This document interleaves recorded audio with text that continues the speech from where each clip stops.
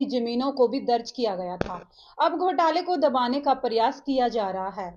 उन्होंने कहा कि करनाल में इस मामले में कुछ कार्रवाई जरूर हुई है, लेकिन अन्य स्थानों पर कोई कार्रवाई नहीं हुई। उन्होंने कहा है कि धान 1400 रुपए में खरीदा गया और 2400 रुपए में बेचा गया।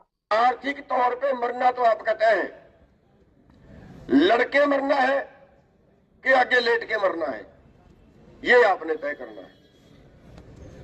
छोटे लोग नहीं है वो, हर तरह के षड्यंत्र रचेंगे। आज पूरे देश के सारे कारोबार, पूरे देश का खजाना, बैंक, कंपनियां, रेलवे, हवाई अड्डे, बंदरगाहें, तो इसके आगे यहां तक है कि देश के अंदर नशा भी कारपोरेट फैला रहा है। अडानी के अड्डे से 30,000 करोड़ की स्मैक पकड़ी गई, 30,000 करोड़ की, और फिर भी कोई कार्रवाई नहीं है। आपकी अगली नस्ल नशे करके मर रही है। क्या विषय क्या रहेगा? देखिए, विषय सबसे बड़ा जो विषय है वो धान घोटाले का है। इतना बड़ा घोटाला होने के बावजूद भी सरकार नहीं सुन रही है। आप देखिए कि कम से कम ये मानिए कि 20-22 लाख टन का घोटाला है, जो बाहर से धान आया या बाहर से चावल मंगाया और पीडीएस का चावल मंगाया, गरीबों का भी पेट काट लिया।